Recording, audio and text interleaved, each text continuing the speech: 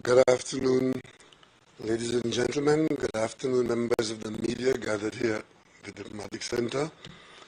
And those of you listening at home and abroad on your various platforms, welcome to our regular reporting on our management of our COVID challenge.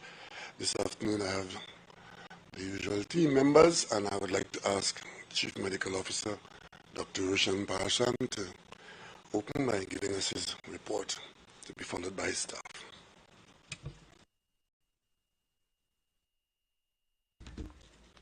Thank you, Honorable Prime Minister, Honorable Ministers, colleagues, members of the media, members of the viewing and listening public. So we begin with the COVID-19 update for the 9th of July 2021. Total number of tests done so far, both public and private, 240,499. New positives over the last 24 hours are reporting 161. Total positive cases since March 12th, now 34,402, with 27,255 persons having recovered. Total active caseload now stands at 6,217, with 5,603 of those in home isolation. Those in step-down facilities are 116, in hospital 337, and in state quarantine facilities 272, a total of 930 deaths thus far. Total persons vaccinated as of yesterday 4 p.m. 225,311, and those receiving their second dose 140,135. In terms of just one brief announcement, the Ministry of Health would have sent out a press release earlier on in the week. The WHO would have issued a guideline on the 6th of July indicating the use of a new drug, which they have highly recommended for the treatment of COVID-19, which is an interleukin-6 receptor inhibitor, and Trinidad and Tobago has followed suit on the 7th and approved the use of that drug. Dr. Trotman will go into details as to how it is used in our population. Dr. Hines, if you could go into the EPI update.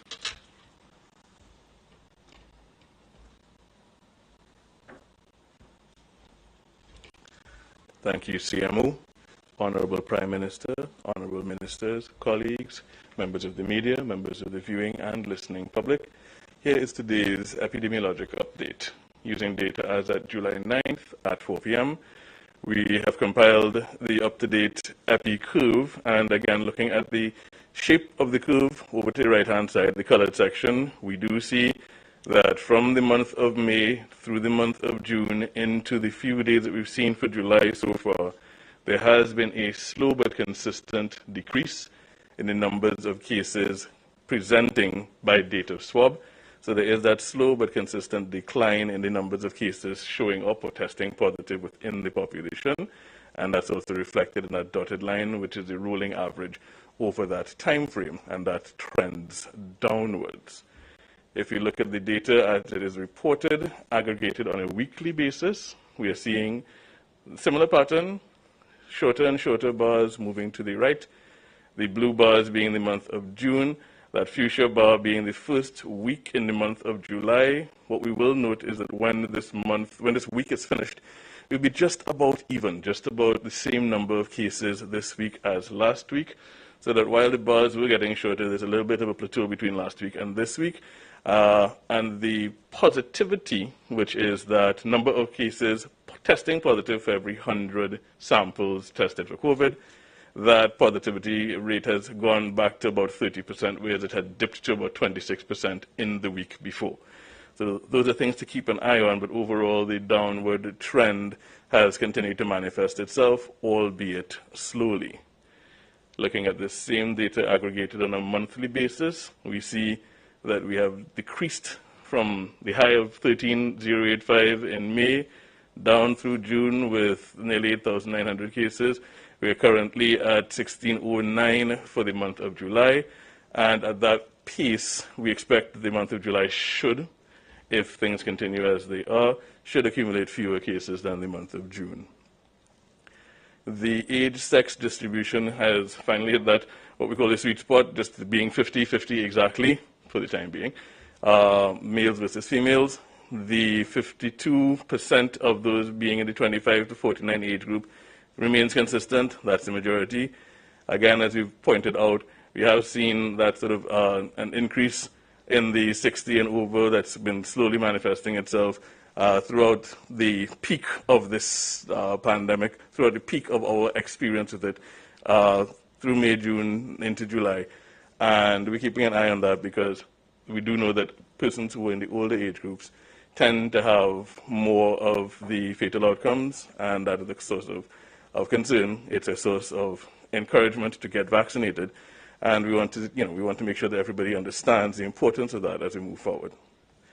Looking at the distribution of age and sex among the fatalities, again, we're seeing that it's about a 60-40 or 59-41 distribution of males to females, and we're seeing that, again, the over 60 being the majority, but we're seeing that top right-hand pink bar, which is the females over 85, extending a little more than it had been in previous pyramids of this nature. Again, just highlighting the distribution among some of the older members of the population. And again, this is one of the causes of concern, and this is why we want to encourage as many people as possible to take up the vaccination, which reduces your risk of serious illness and death. And looking at the projections that we had made, just going back through this graph from the start, the blue lines, or the blue bars rather, are the cumulative totals day by day, and we're looking at them starting from the 1st of March, coming all the way through to yesterday, the 9th of July. What we did is at different points in time, we basically extrapolated forward how many cases we expected to get going at the rate we were going at. The green one, the green bar, was really at the rate we were going at the second half of April. If we continued at that rate, we'd have followed that sort of trajectory. The orange one being sort of middle May, May 12th and May 26th. If we'd continued at that rate, then that's the sort of trajectory in terms of cumulative cases we would have seen. We noted that in both of those, we had significant slowing, and we moved away from those projections to the point that we redid projections a little later. And just looking at the last projection, utilizing the data and the rate that we're going at from June 3rd to 17th, we see that we've basically continued along that pace. There hasn't been significant slowing. There's been some slowing, but it's very moderate in that time frame. So we're seeing that we're continuing at what we could consider to be a steady pace of decline. The pace of decline hasn't picked up, and this is where we are at this point in time with respect to the last set of projections. So that brings me to the end of the epidemiologic update. I'm going to turn you over to Dr. Richards for the clinical update.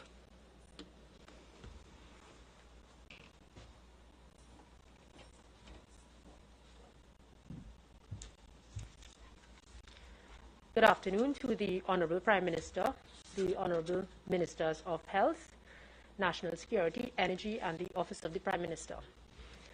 This afternoon, I'd like to also recognize the members of the media, my colleagues, the medical team, led by Dr. Roshan Parasram, members of the listening and viewing public. Today, I'd like to provide a status update on the status of the hospitals within the parallel healthcare system as of 8 a.m. on July 10, 2021. The parallel healthcare system now consists of 16 institutions, of which 14 are in Trinidad and Tobago and 2 are in Trinidad and 2 are in Tobago, and 9 hospitals for critically and ill severe patients and 7 for recovering or step-down patients. The bed capacity is approximately 1,022, but this is a dynamic situation. As Dr. Hines would have indicated, the rolling average, which is the average number of cases per day, continues to decline. This is an important measure because it predicts the need for hospital beds, within a 3 to 5 day span. We continue to notice a consistent decrease and narrowing in the hospital net admissions. And you would notice that the spaces between the orange line and the green line have narrowed significantly since the increase in cases on or about the 18th of April. This can be interpreted as a positive sign because it demonstrates a decreased burden on the parallel healthcare system. If we broke down the total number of admissions, and this is an actual number, which which we are looking at, total number of admissions and discharges per week, we would notice in the blue bar that there has been a general decrease in the number of patients being admitted across the 16 facilities. And since the 13th of June, this has been a consistent trend. We have also noticed a consistent decrease in the increase in the number of patients that are being discharged. And this trend has been occurring over the past month, since about the 13th of June. This again is a positive sign because it means that the additional number of patients in the parallel healthcare system per week is decreasing. The actual number of extra patients in the parallel healthcare system has decreased significantly between last week and this week. And this trend of decreasing admissions or net admissions has been occurring since on or about the 6th of July, so over the last 5 weeks. The difference or additional patients in the parallel healthcare system decreased by 67 persons. And that's a very positive sign because it means that more persons are being discharged, less persons are being admitted, and there is capacity in the parallel healthcare system to manage our severe and critically ill relatives and nationals. This graph shows in the red the actual number of COVID-positive patients that are hospitalized in the parallel healthcare system. And it shows the sum or the total of patients in the 9 hospitals and the 7 step-down facilities. Now, this is an important indicator because it shows numbers, not necessarily occupancy. And it's independent of the additional facilities we would have been adding over the last 3 months. This morning, there were 438 patients across 16 facilities, and this number has been consistently decreasing over the past month. Now, I'd like to note that this has been generally a very slow increase, and we have 326 patients in the hospitals that care for severe and critical patients, and 112 in the step-down facilities that care for recovering patients. This shows that the proportion of patients, that is 326 versus 112, continues to be high. So there are 3 times more severe and critical patients than the ones that are recovering. And it shows that this virus is extremely severe, and there's a need for additional resources between the ill patients in hospital and the recovering patients. Another measure we use is the occupancy, which is the total number of patients in hospital over the number of beds that are available. And that gives us an idea of the capacity of the parallel healthcare system, especially when it is concerned with the response, or the health sector response to COVID-19. You would notice a red line, which is the critical occupancy level of 75%, which was met in the middle of May. And since on or about the 28th of May, there has been yet another slow decline in the occupancy of persons in the parallel healthcare system. This morning, we have noticed the lowest occupancy since April, which is 42%. So between Trinidad and Tobago, 4 out of 10 beds are occupied by COVID-positive patients. We have also looked at the occupancy broken down between Trinidad and Tobago. In Trinidad, there are 14 hospitals and step-down facilities. In Tobago, there are 2. You would notice that yet again, the occupancy or percentage of persons requiring COVID care over the number of available beds has decreased from on or about the 28th of May, but in a generally a very slow manner. At present, the occupancy or for Trinidad and Tobago is 44%, while for Tobago it is 23%. And again, a very slow decline from last week, Saturday to now. Now, these are the hospitals that the critical and severe patients in Trinidad and Tobago are admitted to. These are the hospitals where we require more resources. Again, a bed is not a bed, so nurses, doctors, ventilators. And the trend that we are seeing here is that the number of patients in these hospitals has been decreasing weekly. As of this week, the only hospital which is in the orange band that is above that 75% threshold and it's actually at 77%. So just barely above is the Augustus Long Hospital.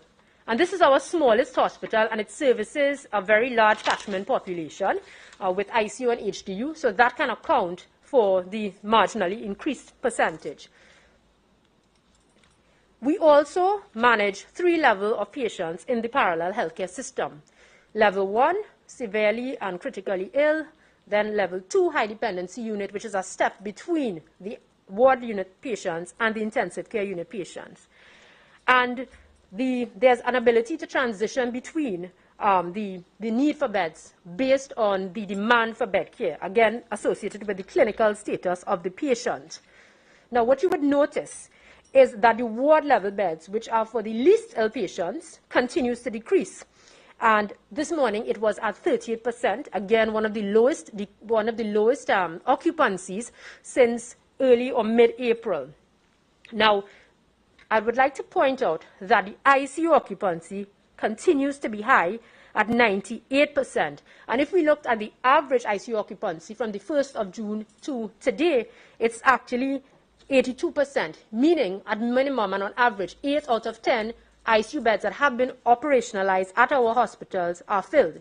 Now, this does not mean that these are all the beds we have. We do have additional resources that can be operationalized, like ventilators, to manage the critically ill patients. The high dependency units, which is the second level of care and the intermediate level of care, is at 41%. But of course, persons can worsen or deteriorate and be managed at the ICU, or they may get better and go into the ward level care.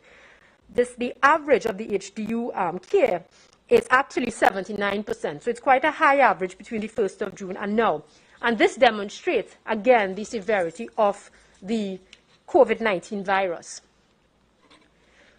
Now, the purpose of the parallel healthcare system, and one of the reasons, was to preserve the traditional healthcare system so that the best quality of care could be allocated to persons who did not have COVID. So it was really operationalized or activated to save lives of persons who do not have COVID. And one of the indicators that we use would be the number of COVID-positive patients in the major accidents and emergencies across the 4 RHAs. Of course, you are moved when you are suspected of being COVID positive from the traditional system or the RHAs into the parallel healthcare system.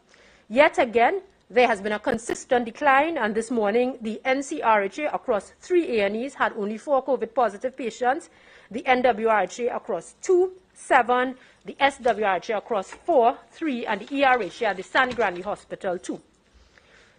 We also look at the percentage, or how many ambulances of the total national ambulance service are required to move transport or to transport COVID-positive patients from home to hospital or between hospitals. And there has been yet again a decline over the last week, on average about 30%, meaning 3 out of 10 ambulances are required to move COVID patients. We also look at the time. And of course, this is important in terms of the response time, which is the time span between the call for the ambulance and when the ambulance drops the patient at the E&E and sanitizes and is able to return to service. There was a slight uptake, but on average over the last week, we have noticed that the time span for an ambulance to turn around goes from 150 to 120 minutes. Ladies and gentlemen, the reality is that we continue to notice a slow and consistent decrease in the number of patients requiring treatment in our parallel healthcare system. While this is a positive sign, it must be emphasized that the decline is slow, and the proportion of severe and critical patients is greater than that of recovering patients, which is 3 times. This trend clearly indicates the severity of the virus. In closing, and on behalf of every single frontline worker across several ministries, on behalf of the volunteers and persons in the public and private sector that have been working selflessly to manage the COVID-19 pandemic for the last 17 months, and who generally are becoming tired because we have really worked and managed patients on a 24/7 basis, I would like to leave you with a message of hope, resilience, gratitude, and perseverance. I appeal to you to adhere to the relevant public health regulations and practice the 3 Ws, which Dr. Trotman will extrapolate on, as well as to become vaccinated. Please go for your second vaccine shot as required. Don't miss your appointment without reason, and reschedule if you need to. These measures are our only armamentarium, or our only weapon, as we hope, and as we give hope, to manage COVID-19 and win the war against it. Of course, that involves a return to normalcy, which we all would like to have. I now hand over to Dr. Michelle Trotman, who will speak about the actual clinical status of the patients in the parallel healthcare system. Thank you very much.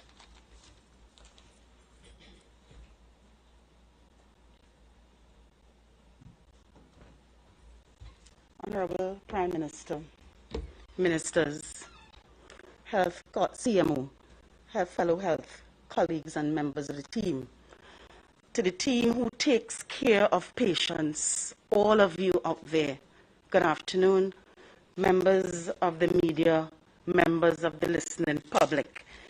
Dr. Pasram would have mentioned the exciting news, and we are in exciting times, that the WHO has approved a drug that we can use to help save patients, help manage patients who are critically ill with COVID-19. That drug is available, and I am actually very happy to report that CMO has approved guidelines that has allowed us to already administer drugs to this drug to one such patient. The drugs that we are talking about belongs to a group called interleukin-6 receptor blocker.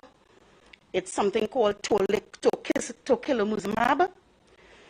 And it's a long word, it's a big word, but it's a drug that simply can be given once through the veins for those patients that the clinicians would select and can make a difference. The way it works is it acts to prevent inflammation. And that's a key buzzword that we always hear about with COVID-19, that one of the bases and the mechanisms that causes injury is inflammation.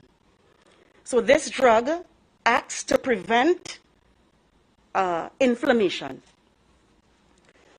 As part of the advice that came out from CMO's office, I am also to remind that the ministry further advises the public that the following drugs have not received WHO approval for use, and therefore in Trinidad and Tobago they are not authorized in the treatment of COVID-19. These drugs are remdesivir, lopinavir or ritonavir, hydroxychloroquine, and ivermectin. I have been asked by the CMOs that we understand that's part of the media release, even as we jump on this additional new drug, that these other drugs are not authorized at this time. I want to take a moment also to just give a bit of an overview. We have been able to look at some preliminary information on the vaccination and mortality. So from June 8th to present, we have been able to review the files of some 300 plus patients, 341 patients, and to those families, I send my condolences to those families for the 341 deaths to date. Those patients, none of them had been completely vaccinated. We're sorry for the loss, but we know that we can help reduce further loss. Part of what we need to do is when that vaccine is presented to us, no matter which one it is, we know that it will reduce mortality, that number I just spoke about, death, but we also know that it reduces morbidity, and that means how sick you will get. So it will reduce the possibility of you getting into the hospital. So not only mortality, but also morbidity. Just by saying yes to the vaccine and those that we are presenting to you, which are all WHO approved, all the research has been done, and we are bringing it to you. All you have to do is say yes when it comes to you. The other thing I want to emphasize is to remember that even while you get vaccinated, it doesn't mean that you cannot get the disease. And everybody will not be vaccinated at the same time. So there'll be lots of people that are still not vaccinated. So therefore, what do we go to?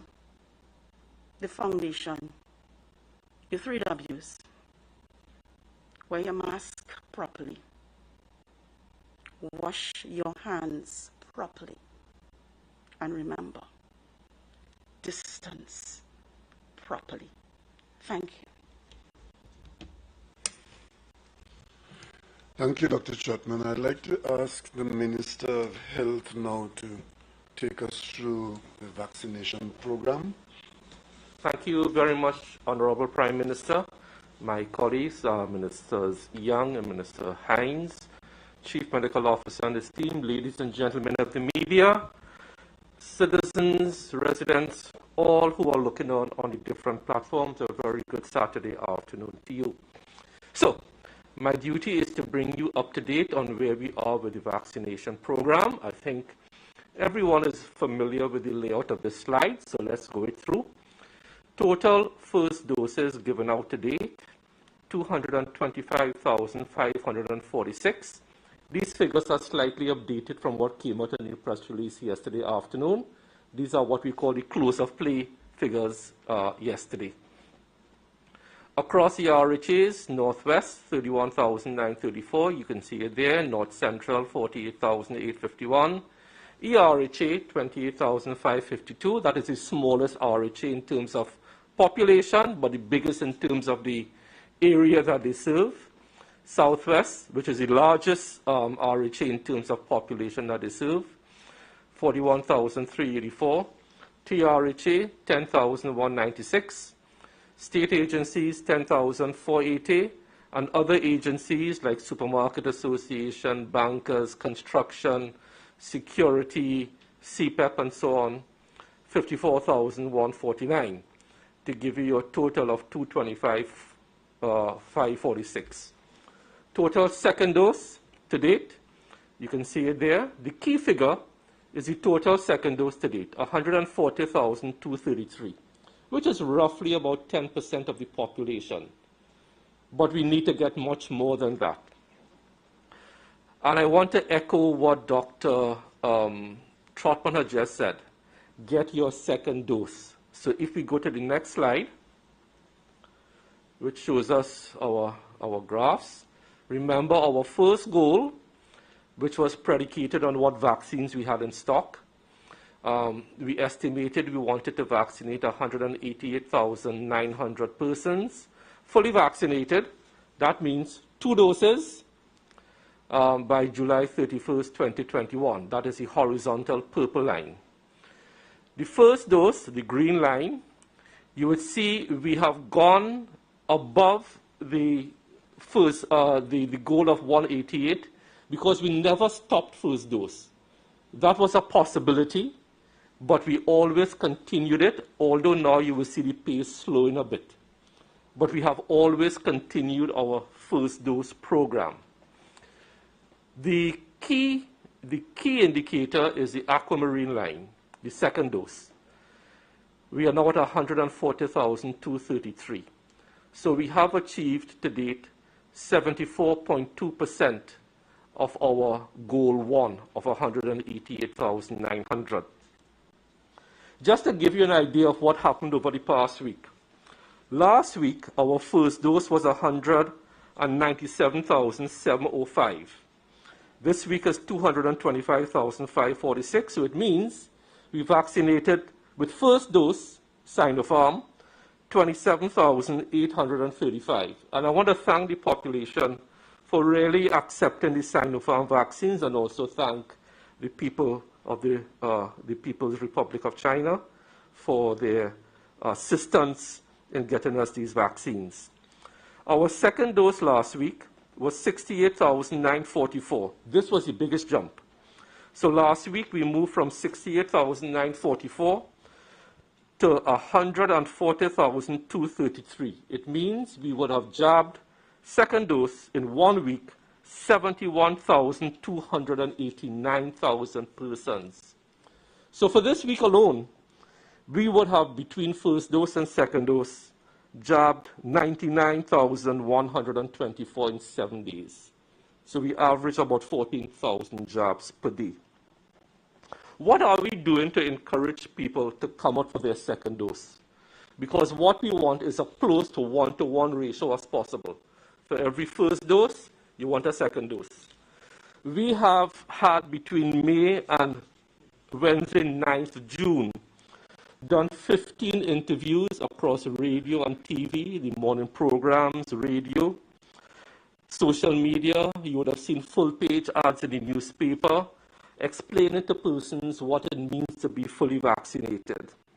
We have 15 more of these interviews scheduled across mainly radio, some TV, and we will continue our social media and newspaper coverage to encourage persons to get that 1-to-1 ratio. For every one person who was vaccinated with your first dose, come out and get your second dose, because fully vaccinated means 2 doses, and for those people who receive their second shot, you still have to wait 2 weeks before you consider yourself to be fully vaccinated. So we continue to strive to have that aquamarine line touch and hopefully exceed the horizontal purple line. I am confident that with the cooperation of persons, we are working very hard behind the scenes with all the agencies to bring out persons who have had their first shot to get their second shot. So that's where we are with the vaccination program, Honorable Prime Minister. So thank you very much. Thank you very much, Minister Dayal Singh. Ladies and gentlemen, this is now approximately a year and a half since we have been engaged directly in response to a virus.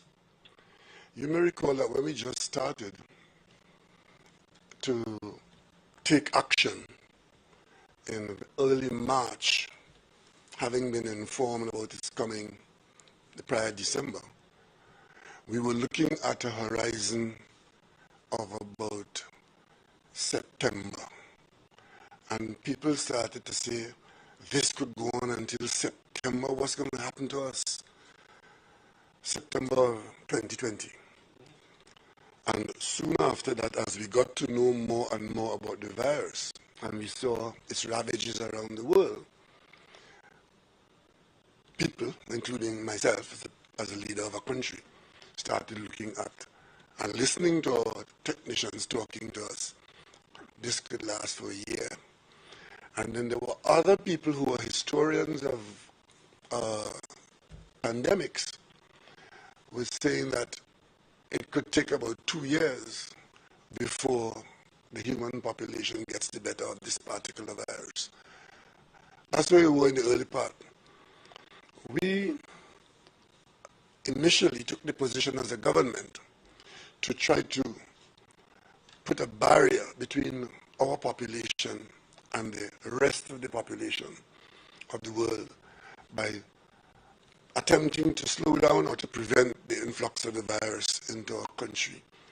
And that is the actions we took in the beginning were like that. And it went on for a while until we got to the point in early 2020. By the time we got to January of 2020, some countries were beginning to have access to vaccines. Certainly not 2021, sorry. not our country, but some of the countries where vaccines were being developed had begun to either experiment on a wide scale, approve for in-house use, or grant some kind of emergency use. So by the time we got to March, CARICOM had put out a statement in January that we were foreseeing difficulties. One or two of our colleagues in CARICOM got access to vaccines as gifts in March, and we got our first access to a vaccine in April. If I run through where we are with the vaccine availability and accessibility now, it goes like this. We got 40,000 as a gift from India. We got approximately 67,000 from our 2 COVAX shipment that we paid for as our early COVAX involvement, expecting to get 20% of our population from that. So far, that's all we've got. From our CARICOM neighbors who had vaccines from their mother country and others who were not able to use them and they would have expired by the end of June, we got approximately 40,000.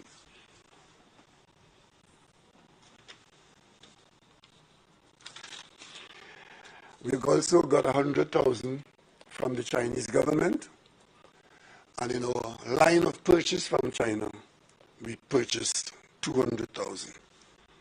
And as I speak to you now, on the way to us, in the air on the way to us, scheduled to arrive here on Tuesday morning, is a shipment of 800,000 vaccines. All of that together means that we would have had or have available to us in hand just over 1.2 million doses. And these are vaccines that require 2 doses to completely vaccinate one individual. So as of today, we can look confidently at being able to vaccinate 600,000 people because we have access to 1.2 million doses. And of course, that is in the month of July. In this month of July, we are also expecting a shipment, or first shipment from Africa, of some additional vaccines, which could put us up close to the figure that we have been working with all along. Because at this point in time, a year and a half after battling with this crisis, the situation is that in the population of 1.4 million people, we are aiming to vaccinate 900,000 people. That is the target. If we are able to vaccinate 900,000 of the 1.4 million, our target would have been met as a response triggering immunity in the population at large. The rest of the population that is not counted in that 900,000 are children and persons who might have got immune by virtue of being exposed to the virus during the period of the 2 years or thereabouts that the virus has been around. Some people that got infected and would have developed their own immunity and not have had it triggered by a vaccine. But the statistically, and the science is telling us that if we vaccinate 900,000 people out of 1.4, one can consider oneself to have been properly immunized against the virus.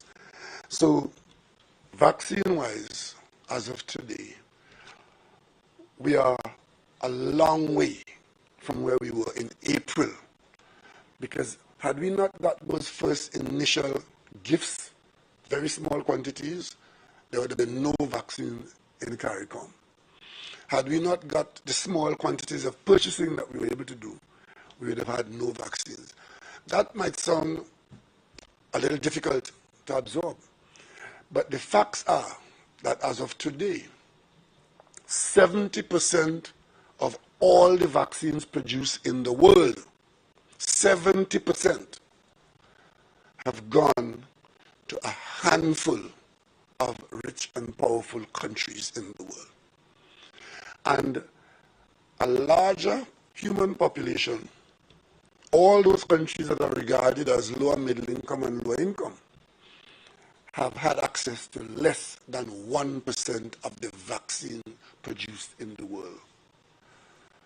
That is the fact. So in that scenario, we can now say that we have escaped from a situation of hopelessness to one of hope. And not just hope. We can shift our policy quite considerably. Because in the absence of vaccines or vaccines to come, the most that we could have been doing was shielding ourselves from the virus and its infecting of the population. Now we can say that we are in the process of vaccinating our population. It started relatively slowly, largely dictated by the small doses that we had, 100,000, 200,000 and so on. But now that we, as of Tuesday morning, we will have that significant amount of vaccine. We are now in a position to vaccinate 400,000 people. So, given the time that it will take to get those shots into arms, it means that, relatively speaking, persons who require to be vaccinated in the immediate days ahead and weeks ahead, we should have enough vaccine to keep you vaccinated. That does not mean that all of us should descend upon a location and create a problem. We are saying that there are vaccines available and the Ministry of Health is prepared and ready to conduct a program of continuous vaccination, aggressive vaccination, because the quicker we get these vaccines into people's arms, the better for the population. And this particular vaccine requires a booster 3 weeks later. So we can go into first dose from next week, Friday, I think, next week, Friday. From next week, Friday, there'll be a huge effort of mass vaccination to take place. And 3 weeks later, we start to apply the second dose. So during the month of July, this country would be significantly vaccinated. And then we look forward to August supplies to come from Africa and September. And those supplies will take us above the level or approximating the level of our target of the 900,000 people. So the restrictions of doing it by age at the upper end or by running out of vaccines from the main supplier, the Ministry of Health, that will end in mid-July. We now have vaccines. That brings us to the point that the vaccination program is voluntary. It is voluntary. And therefore, those people who understand, and I'm saying here today, after a year and a half, there should really be no person in Trinidad and Tobago who does not know that we as a people are in a pandemic, meaning that there's a virus out there that could infect us and it could make you sick and it could kill you. I don't know there's anybody in this country who's paying attention who would not know that. So the next step is, how do you respond to it? I am happy to report at this time that there are significant numbers of people in this country who are accepting that the response to this virus now is to do what we had not done before and could not do before, which is to vaccinate the population and get as many people as possible triggered in their bodies a response so that if the virus infects them, they would not get too seriously ill and they would virtually eliminate their chances of dying. Looking around the world where the vaccination program had been well ahead of ours, is one thing coming after the others. You can learn from what happened then. In all the countries that we are observing, the cohort of the population that has been vaccinated has been responding much, much better to the virus than the cohort that has not been vaccinated. In some situations, there are large populations that were vaccinated and from which they have observed, even when infections take place, there have been no significant death resulting.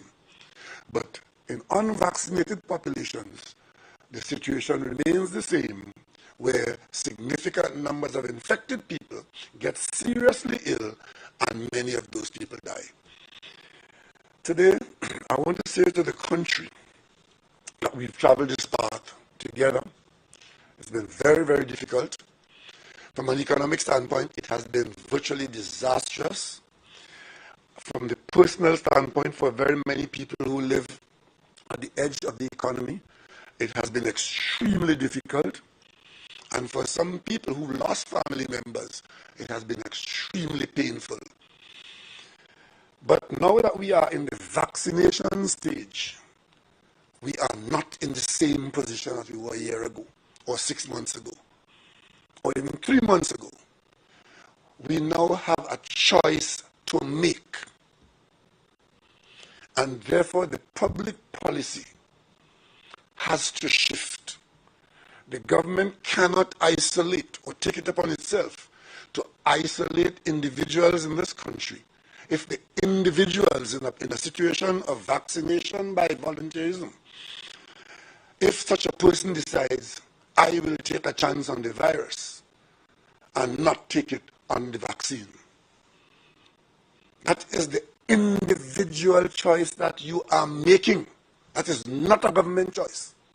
Today, I want to declare that notwithstanding all the abuse and the misinformation and the misunderstanding, the government of Trinidad and Tobago today has done what the government set out to do, which is to provide the population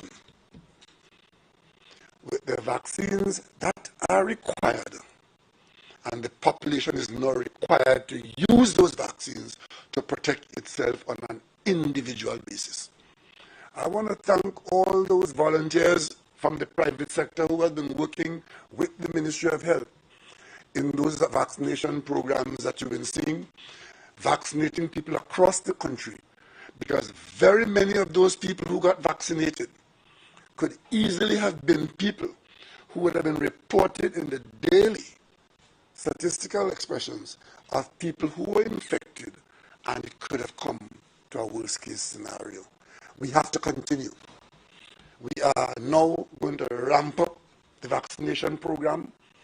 We're going to have the mass vaccination sites operate for many hours. The exact numbers will be told by the Ministry of Health. Those volunteering groups, I am sure I can still count on them to make that extra effort again and to do more than they're doing now. So by the end of July going into August, we should have a significant number, if not all those vaccines that are coming in on Tuesday, utilized in Trinidad and Tobago. We will then be in a much better position than we were any time before, or in fact, that we could have anticipated. Because remember when I spoke to you 2 or 3 weeks ago, in looking at these vaccines that we were working on to get into our country, I told you about the African vaccine, the African supply that may come sometime at the end of August. We've worked on that, and some of it is going to get here during July. We talked to you about getting about 300,000 out of China. We got 800,000. So we have significantly improved our access to vaccines in the last 2 weeks. And we're still waiting to see what may come our way from the United States. If any comes, then we are completely covered. If none comes, then we will wait to see how much we get on the other 2 streams. But we do have access now in a way that we never had before. And I think that allows us to move forward in making some decisions. Some that we anticipated before, some that we announced before, but the time is passing. Unfortunately, we have had no cause to reverse the projections that we have made. I did tell you that we would be opening our border, and some people are concerned about the fact that we kept the border closed in the beginning, and now we're opening it when there are challenges outside. Well, the same challenge that exists now with the Delta virus outside is the same frightening challenge that existed with COVID-19 in the beginning, the first variant, with the first microbe, because it was that level of a risk that we had to be taking. So in the beginning, we closed in response to what we knew then, and we had no vaccine, we had no vaccinated person, and we didn't have a body of data that tells us that this thing is not going to go away in September. It is more than likely that this virus will be attracting our attention for years to come. We are already being told by the scientists that revaccination is a possibility and a likelihood if we are going to remain healthy in the face of this virus. Those are the kinds of discussions taking place in scientific circles now. So having got vaccinated in 2021 does not mean that you, like yellow fever, you're good for life. It may very well be that sometime later on, we may have to respond again to a variant that is so virulent that it requires a response quite different to the vaccine that we've used in 2021 or 2022. So we leave that for the future. But now, right, we are taking steps to make sure that the virus is in our community. Fact. We can do something about it. Fact. We can be better able to respond to it. Fact. But that decision is now yours. It is being said, and I couldn't agree with it more. It is being said that it is time to start letting people make their own informed decision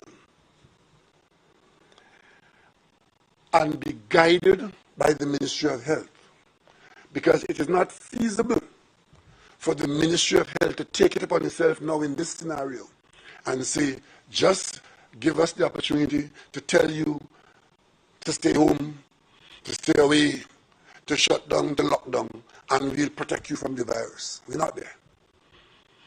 We are at the stage now where that individual decision and living side by side with the virus is where we are at. Make the decision to protect yourself by getting vaccinated unless there's a very good reason. I know there are some people who have a good reason not to be vaccinated because of what the personal situation is. But if the situation is simply because you hear somebody say something about Bill Gates, or you hear somebody say something about vaccine is the Holocaust of the apocalypse, please, for heaven's sake, don't put us through that. Yeah? We've been living with vaccines for the longest while. The vast majority of our children for the last decades have been vaccinated to go to school and stay safe. Many of the dreadful diseases that our children would have faced had they not been vaccinated are not with us. Because part of being a mommy or a daddy here, a child is born, you go to your pediatrician. One of the things that is a standard action is that the child has to be vaccinated along the way. And it's compulsory to get into school. This is no different. Except that we want to be able to have our population get back to work, even as we are keeping an eye on a virus that is still dangerous. So, ladies and gentlemen, we would set about to continue our reopening, because remember, in May, we had a very bad situation, frightening curves, steepening curves, I think the highest number of deaths we had in any one day was 25. And then we had very many days of teens, a few days of less than 10. We would like it to be 0. But the reality is that the virus is with us. And it is likely to infect some people. And statistically, we may get mortality out of that. But we'd like to minimize it. Minimize. And protect yourself at the individual level. We've opened up the construction sector last week. People have come back out to work there. Approximately 40,000 people in various jobs, 45,000 people I'm told, in various aspects of the construction industry come on. So while our policy had been to keep people from congregating, away from others, we brought out 45,000 people, not to congregate, but to do productive work, to earn food money, to earn a living, to pay their bills, but at the same time, doing it sensibly to minimize the possibility of getting infected. Today, I want to prepare the population for doing much more of that going forward. During this week coming here, the Ministry of Health will tell you how it's going to go about getting those vaccines as quickly as possible into arms. And the next big group of people that we would try to get back to some semi-normal arrangement is the food establishment and restaurants, itinerant and non-itinerant businesses, curbside pickup and takeout, deliveries and drive-through only. And we would like to begin that on the 19th of July. Today is the, so you have a week to prepare and to come out smoothly. And ladies and gentlemen, it is for good reason why we start this on Monday and not Friday or Saturday. I would love to have announced Friday, but I know exactly what is going to happen. And I know my people. And from the experiences we've had, we want to avoid the effects of the euphoria.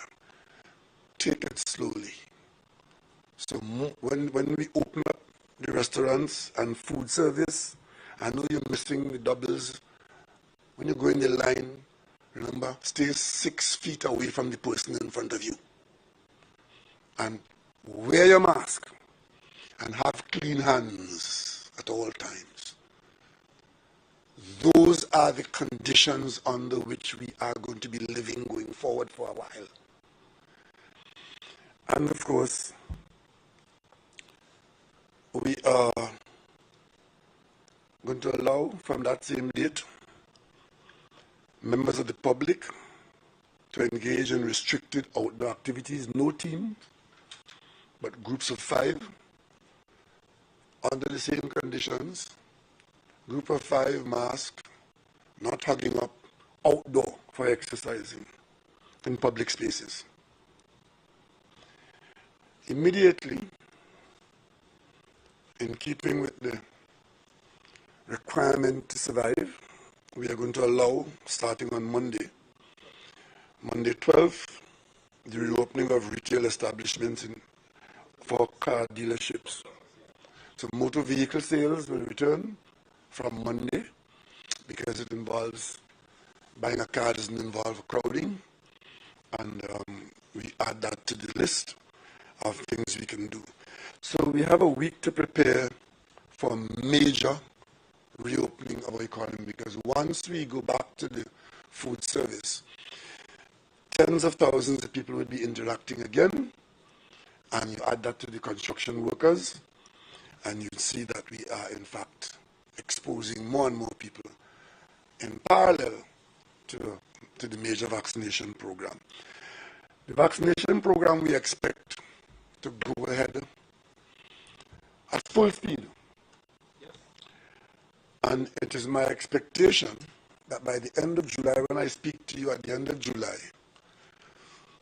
we would be talking about further significant removal of restrictions. That leaves us to hope that August will be back to some semblance of what we knew before May. And that is the program going forward. We have a more detailed program, but for now, that is where we are at. We expect that those persons who are in the groups, which I have not mentioned, you will be anxious to come out. Just believe me when I tell you, we are anxious to have you out too. And we will make that decision as quickly as we can. And we're asking just for your cooperation. Hold it a little while longer. And we expect, thankfully, the vaccine supply has come to pass in July. And therefore, the reopening of the sectors will come to pass much earlier than we were facing had we not been successful in getting a good stream of vaccines. So, that is it for now, and we will take a few questions going forward. Oh, I must tell you, I mentioned the border opening. The border opening is going to take place. The relevant ministries on Wednesday will have a launch of that.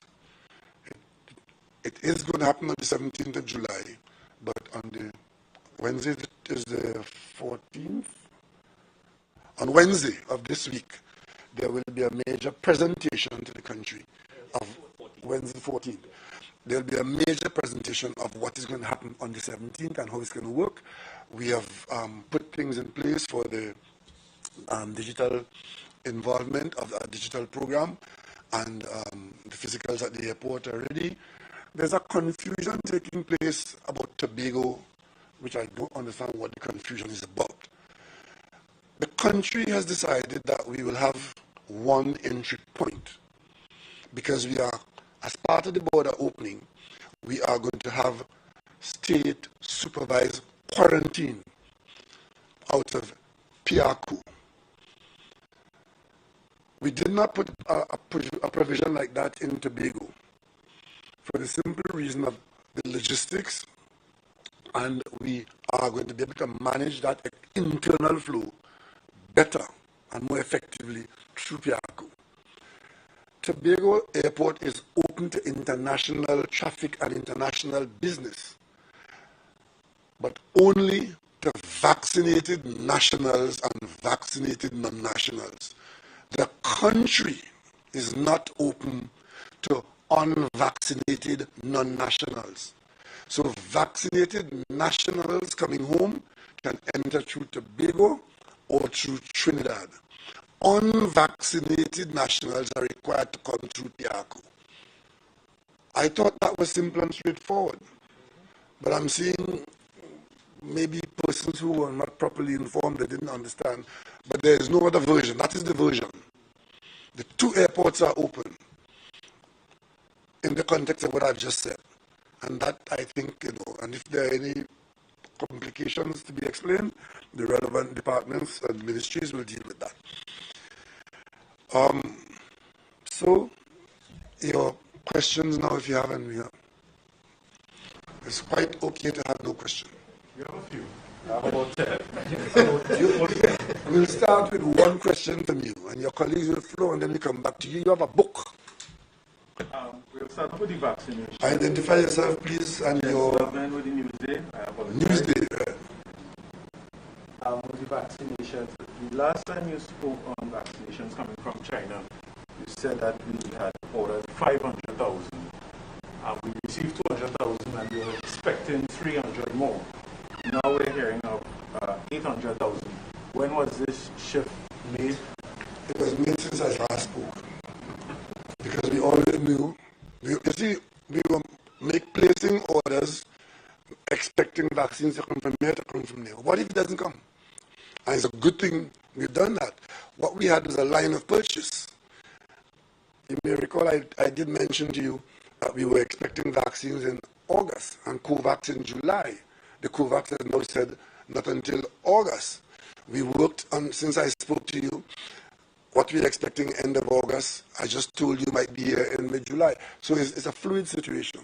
So as we bought vaccines from China and not getting from elsewhere, we increased the size of that order. And what's the cost of the vaccine? The price per dose has not changed, but I couldn't give you the exact figure now. The Ministry of Finance can give you the exact figure. You got the exact figure? It's under non-disclosure agreement. Oh, yeah. That's another thing with these suppliers of vaccines, from whether it is all the one supplying, in signing your contract to purchase, in protection of their market situation and doing business with individual countries, one of the things you have to do is a non-disclosure. Sign a non-disclosure of what you paid for it. You don't sign it, you don't get it. Drew Brown, TV6 News, Prime Minister. Yes, wondering, in the context of the United States and their vaccination donation as a group to the global community, do you think that, because nations like Trinidad and Tobago have this difficult balancing act with countries like the United States and China that may not have good relations with each other at particular points in time, do you think that is a factor given the amount of vaccines we're getting from China? Well, the good thing about that is that Trinidad and Tobago has good relations with everybody.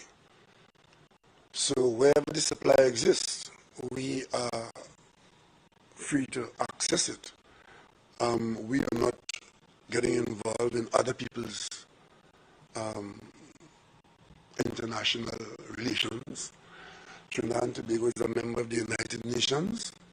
We subscribe to the principles that keep us there, and the international marketplace is not friendly to countries like ours. I mean, you would have seen the whole question, even though we all subscribe to the WHO as the umbrella body to give countries advice on matters of this nature, you're seeing countries taking the position as to what vaccines they would allow to make their list. We are not in that, simply on the basis that we are guided by WHO and it makes our life so much easier. So that's the world we live in. We are not going to get involved in taking part in vaccine diplomacy and vaccine hegemony and so on. If there are countries that can do that, that's not our call. But we as a matter of fact, the reason why we were able to get so many vaccines from China is because of the good relationship that existed between Trinidad and Tobago and China for decades. This is not a new development. I mean, by some persons who would look at it in that context and say, why are we going off to China? China has been part of Trinidad and Tobago's progressive foreign policy since Dr. Williams' days. And therefore, that's what our story is. And the United States is our major trading partner. We have a 250,000 people in the United States, our largest diaspora. 275,000 people in the United States are our citizens. So, luckily for us, we have friends on both sides of the oceans. Also, Prime Minister, given the fact, as you had announced, in terms of the mass vaccination drive that is anticipated very shortly, the state of emergency had been extended by 3 months from the original date. The government has the option of another simple majority measure to extend it by a further 3 months. Is the government looking at that, or do you expect the state of emergency? What I said in the beginning still stands, that we will extend it if we need to. If we don't need to, we don't. But as of now, that is not one of the decisions that we need to make now. What we need to make now are decisions to get the vaccines into people's arms. And the quicker we get a vaccinated population, the quicker those things will disappear off the scene. And as the vaccination drive goes on, in terms of the curfew, as you're opening up other sectors, will there be further adjustments in terms of on the curfew? Yes. Well, I hope not. Remember, the adjustments were in response to our June high numbers.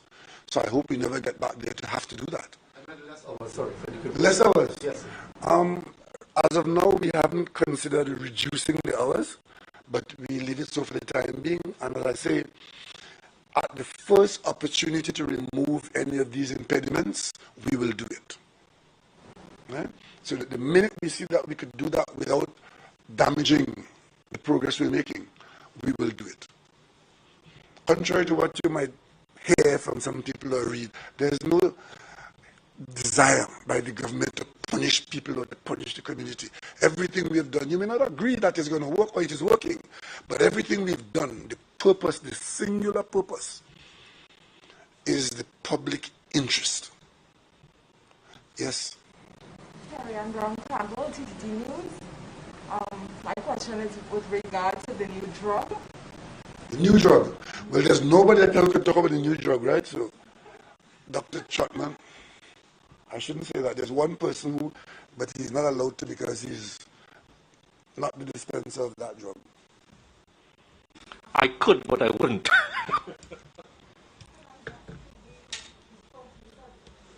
That there was one person who had actually been treated. Yes. What is the selection criteria to? Critically ill patients will, whose The second part of that question is the availability of the drug in drug is available in Trinidad and Tobago. And I just want to take the opportunity to emphasize the fact that this is one of many drugs that we are using to help with inflammation. And to remember that the best way for us not to have to use this drug is not to get COVID-19. And the best way to do that is to use two things. Get your vaccine and continue to practice your 3 W's. Thank you. Let me just add something here, which I apologize for my handwriting, which allowed me to not realize what I was supposed to say to you. The manufacturing sector,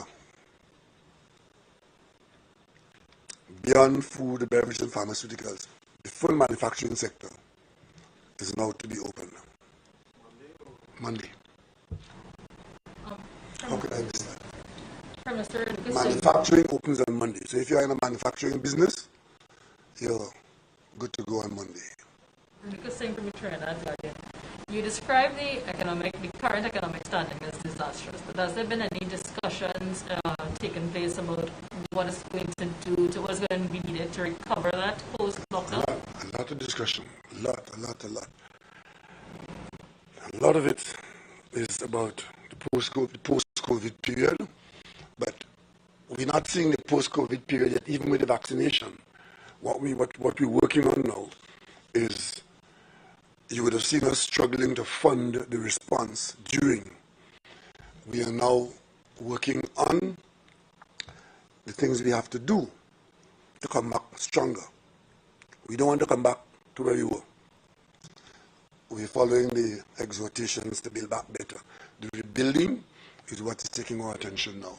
But it might be, it's going to be a hard pathway.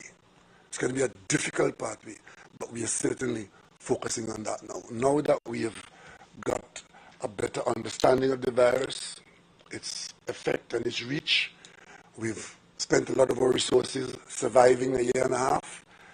We are now in a position to begin to take serious look at where do we go from here. And you will be advised as we have decisions of that nature. Able to yet quantify the value of that loss, that 8-day lockdown? Not yet. Work is going on, but the numbers are frightening. I was looking at some numbers yesterday, and the one that struck me was that developed countries have spent 20% of their GDP in responding to COVID. Now that is a frightening number. So we here in Trinidad and Tobago will have to do the same exercise. We're doing it now, and we will eventually tell you what we come up with for our economy. And I was hoping that by now we would have had, one of our universities would have had somebody who would have done that. But we do get more echoes than substance. But I would really like to see the work done to determine how much. But the report coming out of developing countries, that some countries have spent up to 20% of their GDP just in responding to COVID. So you can imagine carrying the rest of the country and you add a 20% of your GDP because of COVID, what that would have done to your budgetary planning. You may recall at the height of COVID in England, the British government abandoned the budgeting process and literally just did what had to be done to stay alive, if you may call it that. With regards to the non-disclosure agreement, I know not much can be said about it. Loudly, please. Yeah, with regards to the non-disclosure agreement with China, Guyana has revealed the cost of their... Not with China, it's all, anybody you go to, the minister can tell you, we got discussions with Pfizer in the early days, up to a point. Non-disclosure and more, that's only a part of it, non-disclosure and more.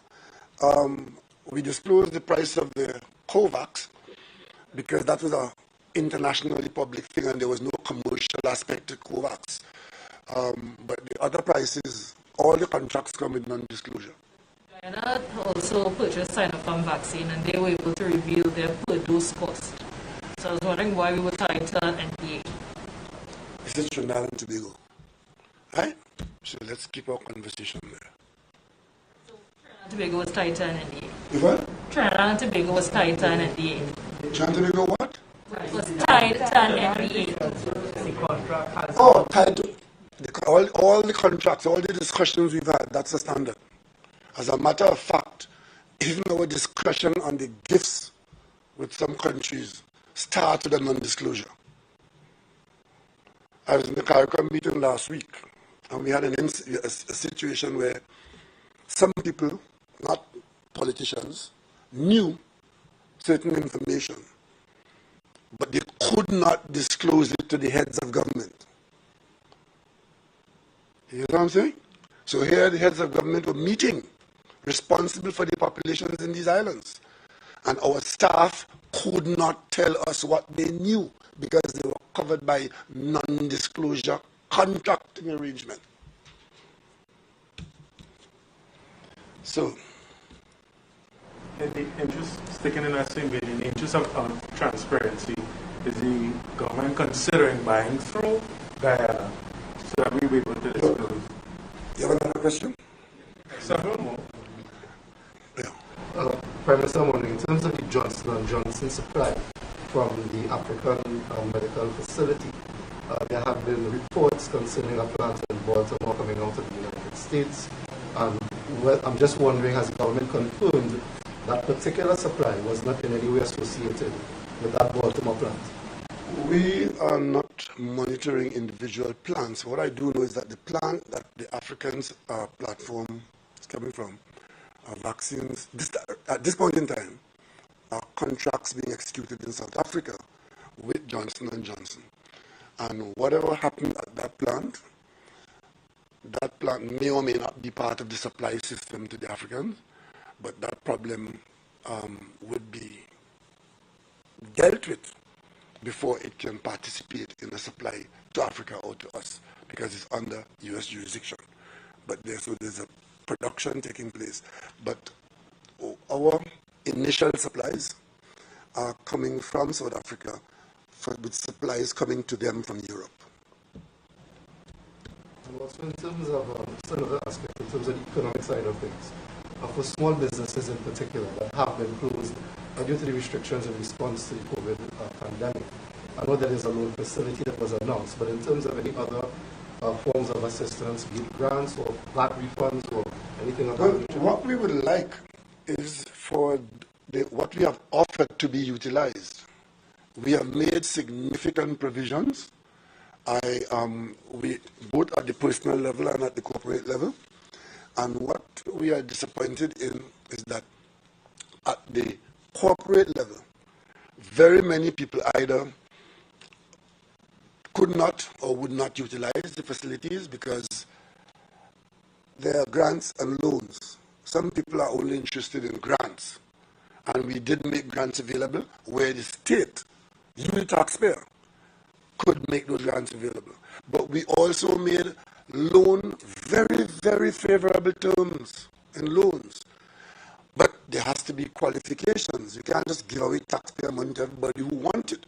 What we have found, and I want to touch on that point here, you would have seen the other day in the weekly narrative on NIB that information was coming out about a large number of people not being on the NIB list. So when the government sought to give help to those who have lost their jobs, we had some difficulty helping those people because to qualify, they weren't on the NIB list, but they lost their jobs. Get my drift? What has been happening over and above everything else is that a lot of people have been hiring people and not reporting the existence of those workers to the National Insurance Board. That is showing up to some extent because these people are not making statutory declarations. You see, if you do that, if you're doing that, it means that you're not paying NIS for the worker, you're not making your contribution. In some instances, we have found situations where people have been taking money from the worker, purporting to do so for NIS payments, and not making that payment. There's one word to describe that. It's theft. We have found instances where workers come to the government department to qualify for the government grant, only to be told that we have no record of you at NIS. But the person has been working there for years. And of course, we say, okay, get your employer to just send a letter saying that you're an employee. But the employer understands what's going on and decides, I am not issuing any letter. And that puts the person in a difficult situation. Ladies and gentlemen, these things have to stop. And one of the ways of ensuring that these things are reduced, ameliorated, or stopped is to digitize this country's operations. The level of corruption in this country, petty to huge to humongous, can be seriously assailed by digitizing operations. Because what digital activity does, it creates an ongoing record of what has happened. Who has done what, when it is done, and where it is stored. And the data is easily manipulated, easily accessed. So the faster we digitize this country, the better we are going to be to cope with this. The Ministry of Finance could tell you a lot more than I will tell you now on this matter, but this is a serious matter. A lot of workers working for employers who flatly refuse to comply with the requirements of the National Insurance Board. And then the question will arise as to what level of enforcement takes place at NIB. Because apparently, in this country, the only aspect of this country's operation that is held nose to the grindstone is the government and the cabinet. Everybody else gets a free pass to do as you please. And then in the end, it's the government, the government, the government. But we have to understand, the government is simply another facet of the country's operation. Yes. In that vein, as far as you are aware, anybody has been arrested, charged? I don't want to go there, that's matter for the police, but you can only get arrested and charged if somebody determines that the law has been broken and provide the evidence. Well, you just described it as a test, so I just wanted to know. Yeah, that's speaking in general terms. I have not identified the thief. I just identified the action. And Sorry. and they, during the first lockdown, trying to make a mortgage finance had given some leeway to people who had to pay their mortgages because they couldn't meet it. Is the government considering anything for people who can't pay their mortgages to try to make a mortgage finance in this round? Well, as I said a while ago, the government has made public all that we thought we could do at the expense of the taxpayer. But we also maintain that there's a client relationship between the individuals and the agencies are part of the whole COVID response. If the clients die, it's like an epiphyte on a tree. If the tree dies, then the plant that's living on the tree will die. So these people who you are mentioning are very important to these banks, and the banks will do what they can do to make them survive and get over the hurdles that they're trying to get over. Minister of Health. A new drug, I wouldn't try to pronounce it, T1. I understand it's used for rheumatoid arthritis. Do we have enough in stock to treat both COVID and arthritis? So as Dr. Michelle Trottle will tell you, and she could come back up again, this drug is to be used in very selective cases. So the answer to short answer is yes. But before you get too interested in that drug is not a pass. It is only for patients. Yeah. So that drug only comes into play when you are already a seriously ill patient. So you don't want to go there. You don't want to have to be relying on that drug at all. You want to be a long way from there. One, not infected. Two, vaccinated. If you get infected as a vaccinated person, you don't get sick, and you don't get to the stage where inflammation is threatening your life. That's where that drug comes in. Now, that particular drug was also stolen from the St. James Medical Facility on Monday, or reported on Monday. Could you give us an idea as to how many vials, I'm not sure if it comes in vials, were stolen? If you ask another question while I go to my phone, I may have it here. But let me check and see. The other question pertaining to that drug as well is prior to it being given the approval in Trinidad on yesterday, I think it was yesterday, yeah, the press release came out yesterday. I was told that doctors have been asking for it to be approved since as way back as last week. Yes? Did any of that come before you? Yes, so as the Chief Medical Officer indicated, once WHO signs off on it, we follow the science and we follow the evidence. So once WHO gave it the seal of approval, we went along with it. And I was also informed that doctors were in fact using it prior to the approval. Did that come before you as No, well? that wouldn't come before me. Just wondering if anyone could assist with this. The issue of the resumption of commercial flights, as you said, the reopening of the borders as of July 17. Is it strictly with Caribbean Airlines? 25. No, it's not.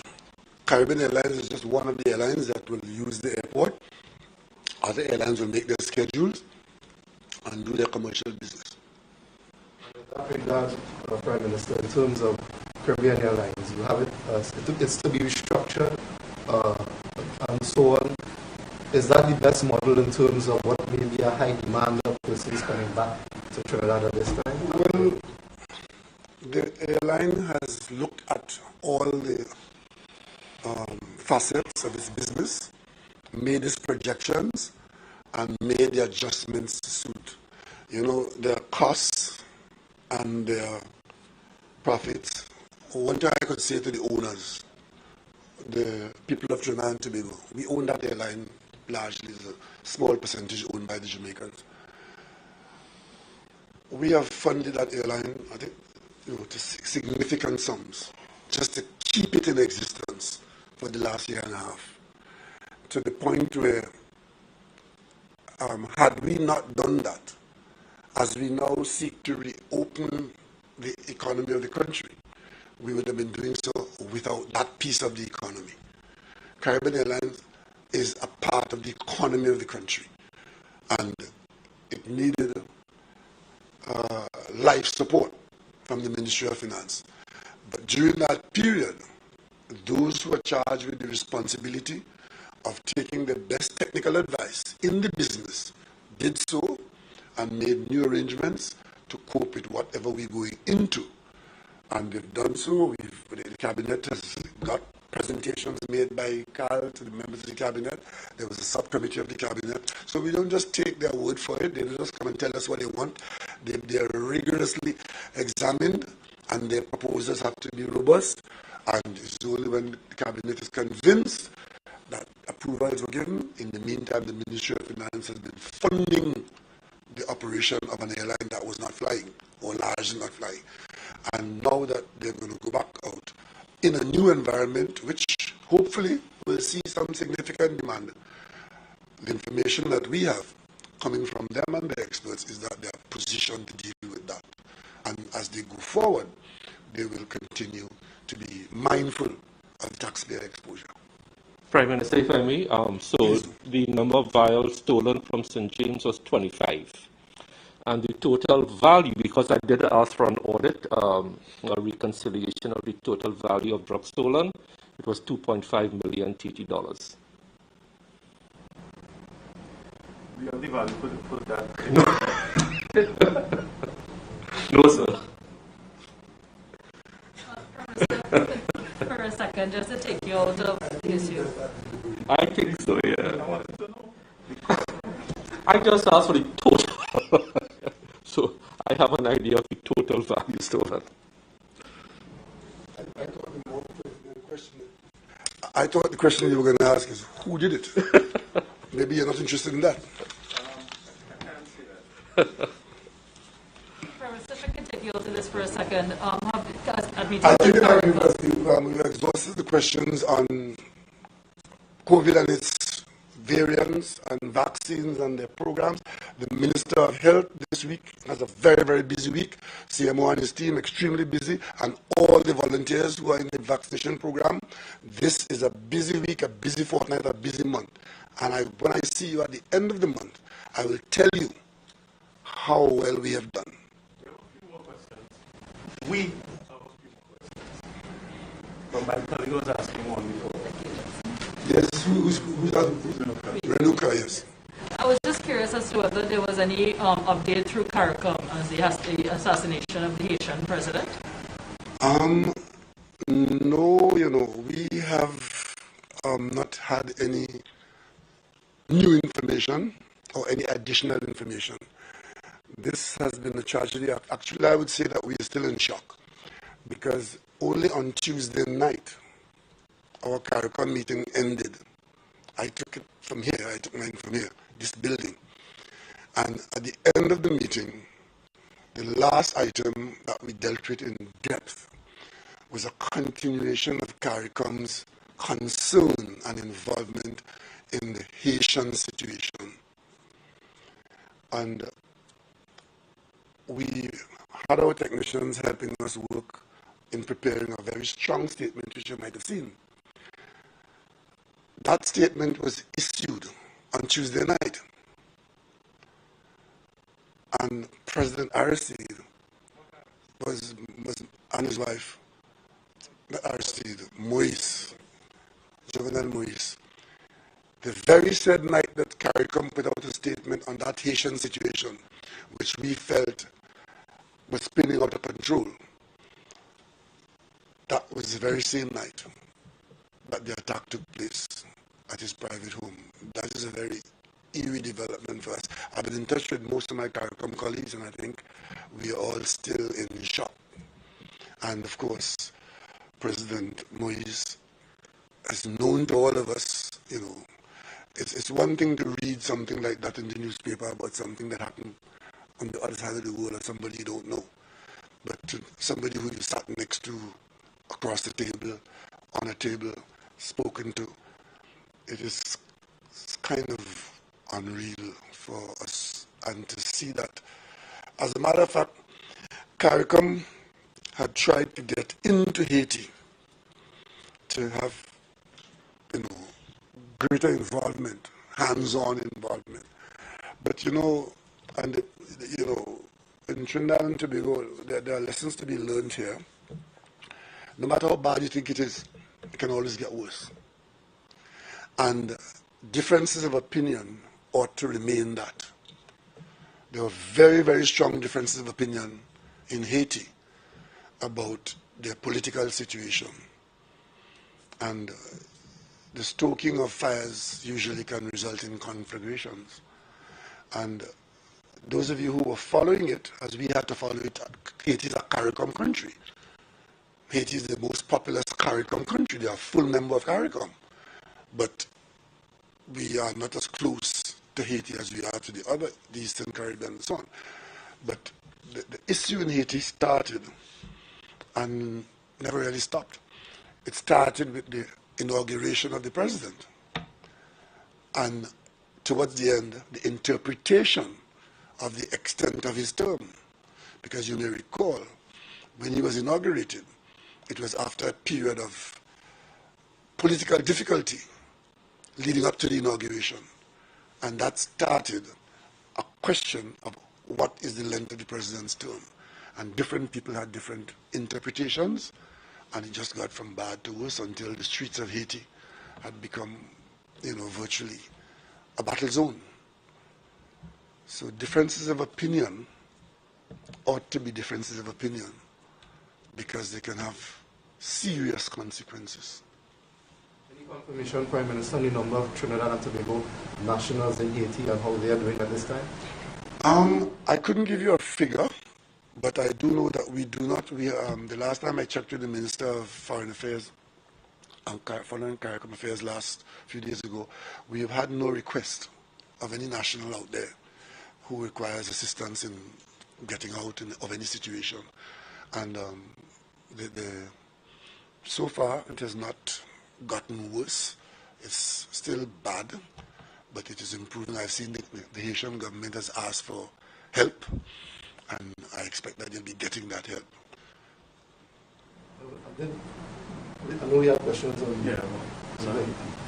Prime Minister, going back to the whole vaccine issue, have you received any clearance from your doctors to receive the vaccine? And when I am hoping to get vaccinated this week. Actually, I have a conversation. I reached out to my doctor this morning, but that is the first time I've called my doctor and didn't get him. I hope I can get him during the day. But I expect to be vaccinated this week. And that is after my period of, I have to be in what do you call that? What? No, what do you call the period after when you get infected and you have to, if you ever get infected and confirmed to be infected, you cannot be vaccinated. That's what the scientists say, because you are now building up some immunity, and they allow that to go. Initially, they said it was 6 months, and then later on, WHO changed it to just over 3 months. So I am at the place now where I can be vaccinated, and I'll be happily vaccinated sometime in the next couple of days or so. As soon as I get I have some guidance from my doctor, but I need some further guidance before. I hope it is not too serious. Sir, could you clarify, with the food and beverage opening up on the 19th, bars that sell food, will bars be allowed to open? The restaurants that sell alcoholic drinks, will they be allowed to sell curbside as well? I am not going to comment on anything that the law doesn't say. The requirement's going to come out in law, and then the law enforcement will follow that, because I see the ingenuity of nationals, and I'm not at this point going to go down that road and say, well, you can't be disingenuous while you're being a genius. So let's see when the law comes out, it will say exactly what the law is, and then I leave that to the law enforcement. Those who may be wondering about, let's say, going to the barber shops, the salons, not yet. That is still very personal, and what we are doing, we are sacrificing some things for others. I want you to see it like that. We would like everybody to come out. But some people are not being brought out, and we consider them making a sacrifice so that others, for example, to allow those construction workers to come out, other people are being kept away, and we're trying to get them back out as quickly as possible.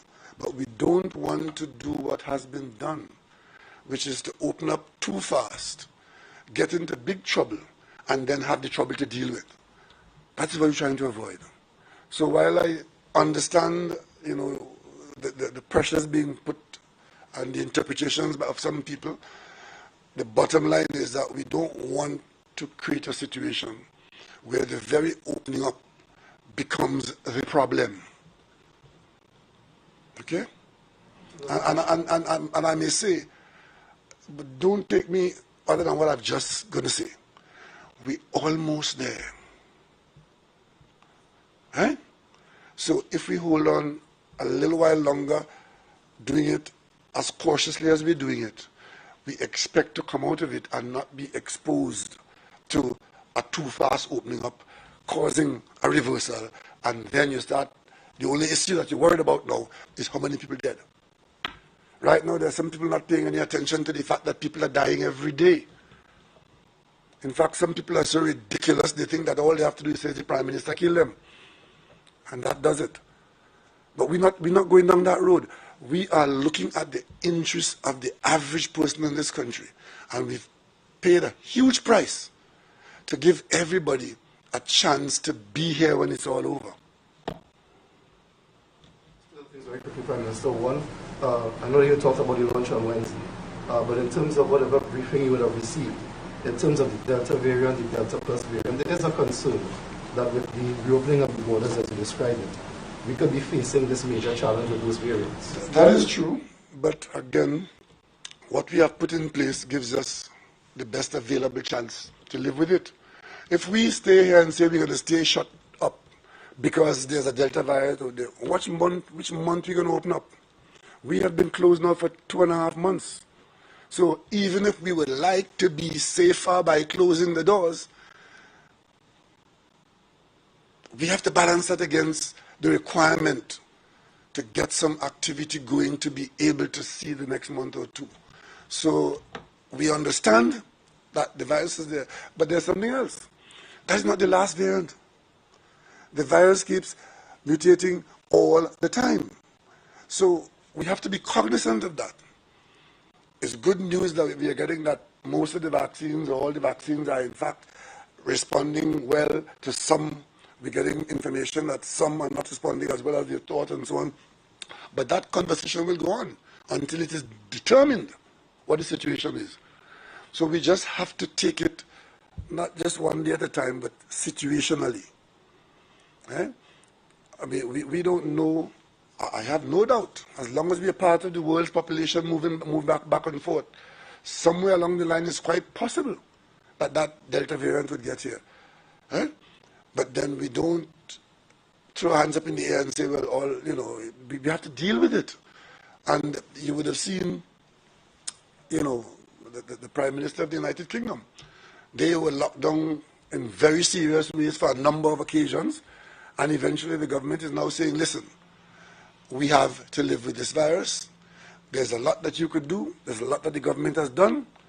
And let us make it difficult for the virus. And we are basically going down that same kind of road. Make it difficult for the virus to infect and to spread and to also have this worse effect on an infected person. And that's what we're doing. The issue of the licensing authority, I think, is that to be opened in terms of registration of vehicles? Yes, motor vehicle registration. That's going to happen because there are a lot of... It's part of the Ministry of Finance business, and we need to get that business going.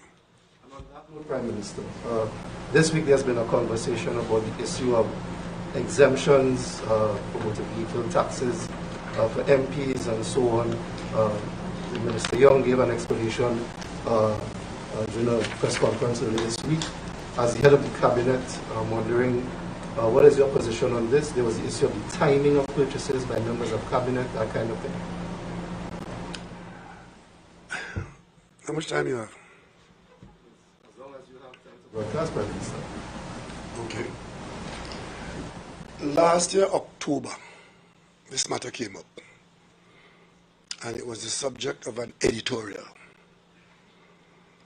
It came up driven largely by members in the parliament, in the opposition. And I did say at the time, and I'm still saying it, that if the abuse that we had seen raised then is what is taking place, I would ask the cabinet to consider whether there should be some capping on the exemption. But let's understand what the exemption is. The exemption is part of the terms of engagement of thousands, probably thousands of people. Different people have different levels of exemptions.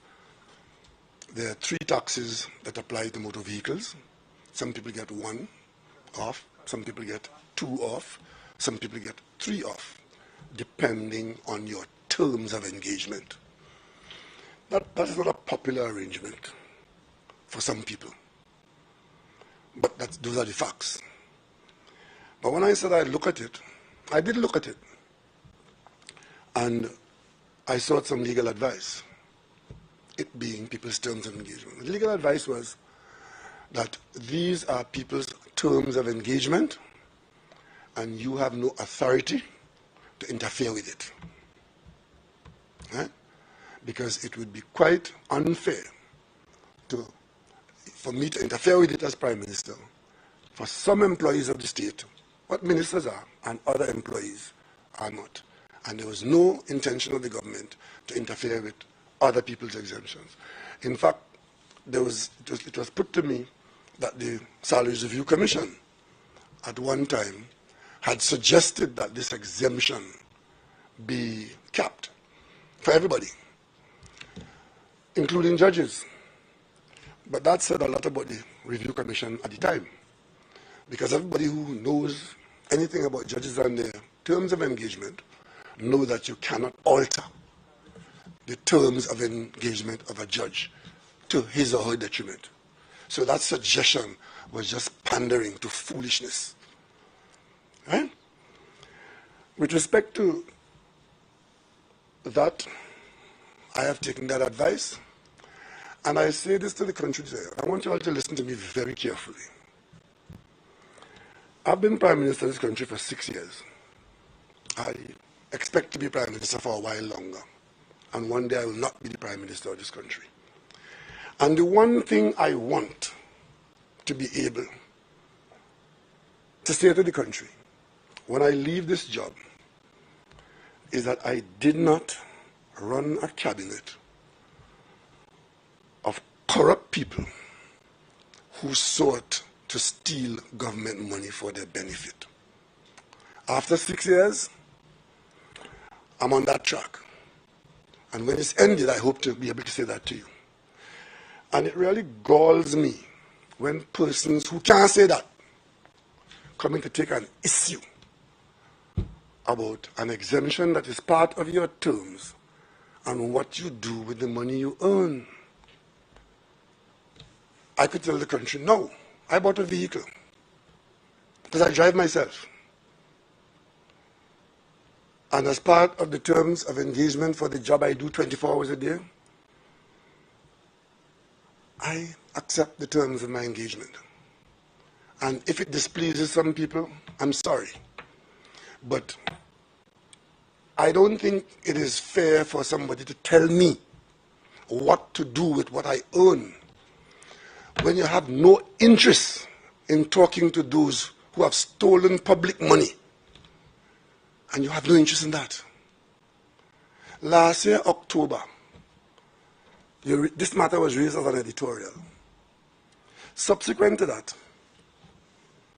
I have not seen an editorial on certain members of parliament who, before the court for stealing public money in the ways that they had done it. I haven't seen that yet. What I've seen, though, is that such persons going in a big warehouse and trying to feed people. Probably with the very same money they have to answer for in the courthouse. That doesn't make the news. But I see the press interested in a comment from a member of parliament about minister's car, including my own, that bought with my own money, when that same member of parliament was re-elected without losing one vote. After a judge read out a judgment for 3 hours, and that individual's name was called 113 times in that judgment. And still before the court to account for taxpayers' money. Hundreds of millions of dollars. And you interested in my car that I buy back with my own money? And of course, in the intervening period, this government reported to this country, and let me tell you some of the things we reported to you. The people who pushing this for political benefit, because that's the whole idea behind it. There was a Benz bought in the HDC for a minister to drive. That wasn't part of the minister's terms. I heard that same person saying that I said that in my government, no minister will buy a luxury car. I said no such thing. Because it was never my intention to tell ministers what car to buy. What I did say is that no minister in this government would be using taxpayers' money to buy a luxury vehicle for the minister to use. And the reason being is that the Salaries Review Commission has made arrangement for that minister to buy a car for his or her personal use. So in this government, there is no minister who is using for his personal use a car bought by taxpayers' money. There was one bought in the Ministry of Housing for the said individual. There was a Porsche in the Ministry of Agriculture for that minister who said Porsches drive better in mud. There was one who crashed a Prado, taxpayer Prado. And of course, I'm sure you forgot the 2 Range Rovers with the same chassis number.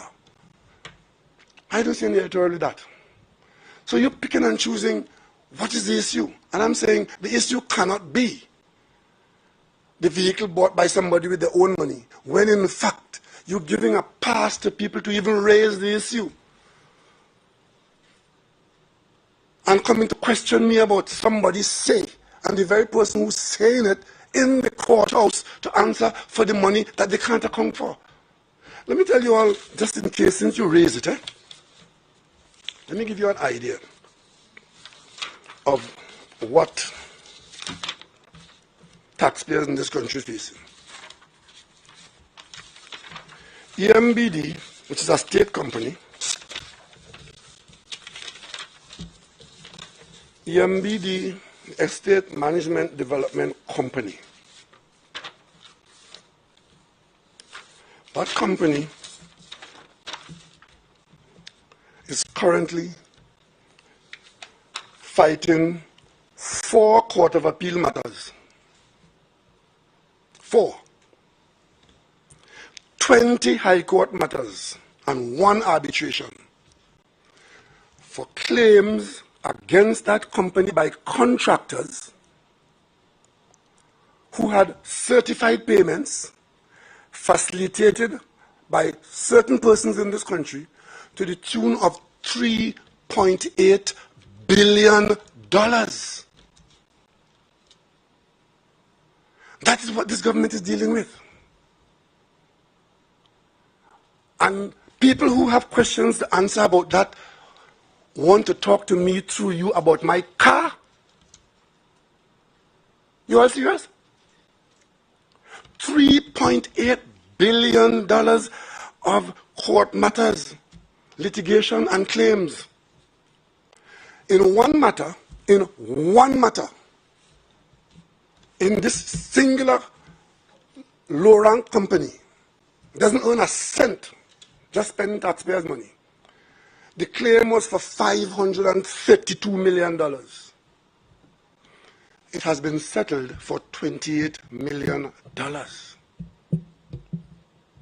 Have I earned my keep? Can I buy a car now?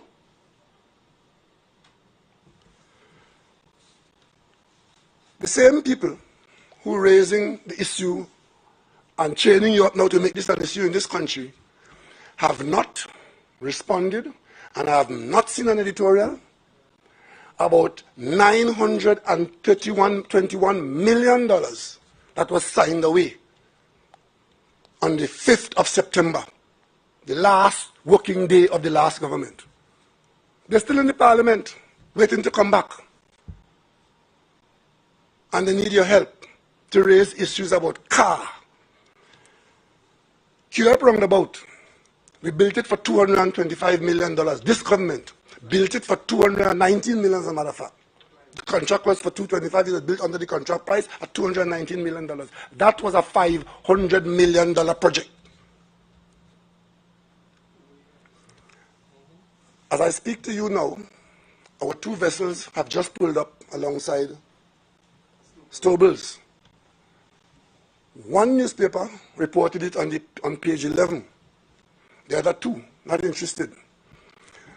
But $277 million we can't account for. But the Dutch government is pursuing it, paid from Trinidad and Tobago in the last purchase of the diamond vessels.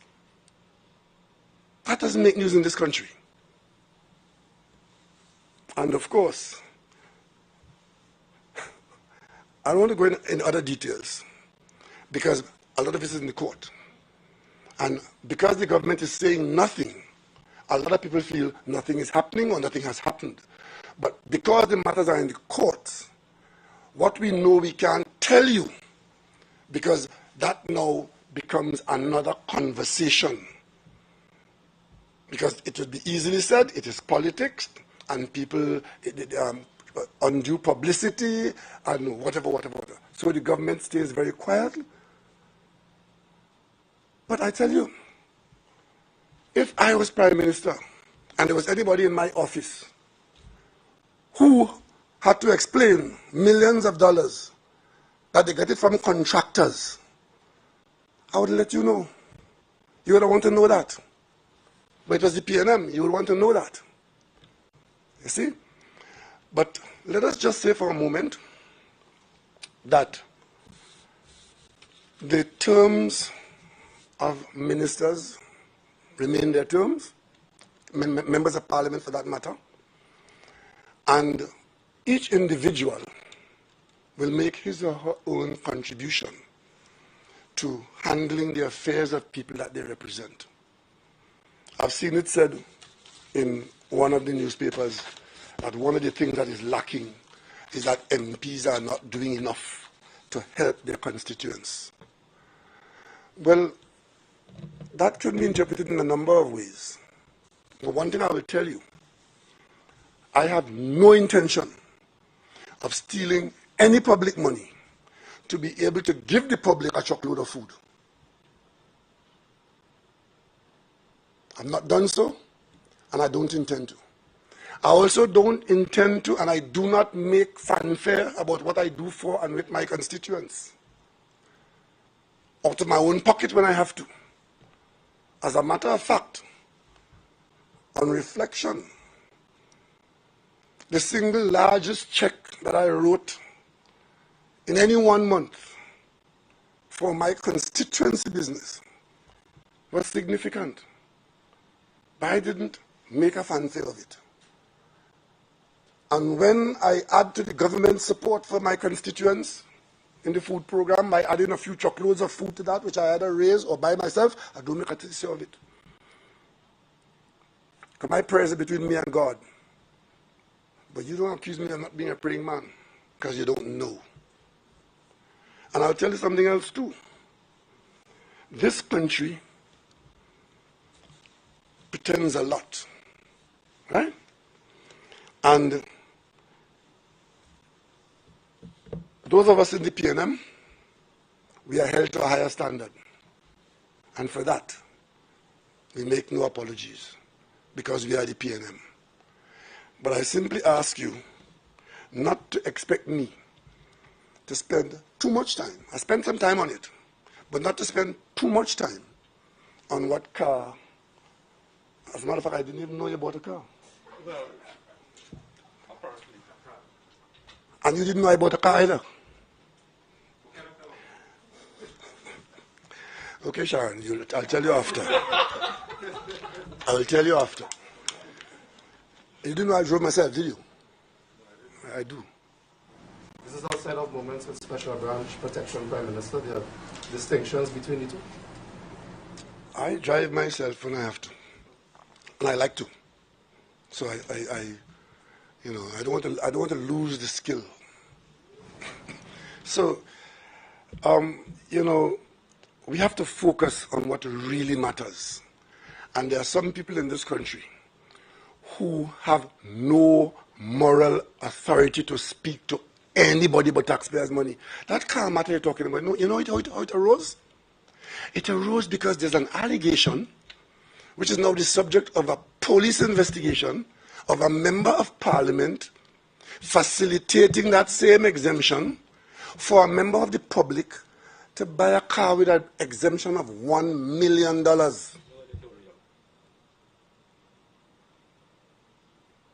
Did you hear me? A member of parliament under police investigation for facilitating a member of the public getting a vehicle and escaping $1 million in exemption. That came up in the parliament. I didn't say an editorial on that. It's police business, so I don't talk about it. We don't even talk to the member of parliament about it. Let the police do their work. Let the law take its course. But his colleagues who know that, coming to ask me about my car, that I could give the police a ride in. Let's get serious on serious matters. Let the law take its course. And let us say thank God on September 7, 2015, the public intervened to stop what I just mentioned to you. You know what I'm talking about? You know what $1 billion is? Huh? EMBD fighting $3.8 billion in the court for you? Because EMBD is your company, it's a state company. If we lose that battle, you have to pay. We have situations, contractors come in with certified claims and say, okay, I'll write off X 100 million, give me the rest. And the people who did that, still in the parliament, waiting for the next election, and annoying me in the intervening period. You know what time I get up in the morning? I go to bed between 2 and 3 o'clock in the morning, and I get up at daybreak. And when I get up nervous many times. Because what's going to happen to us as a people today? And all of a sudden they're concerned about debt in the country. They're concerned about who's hungry. They're concerned about who's starving. They're concerned about... Just give me a break. Thank you very much.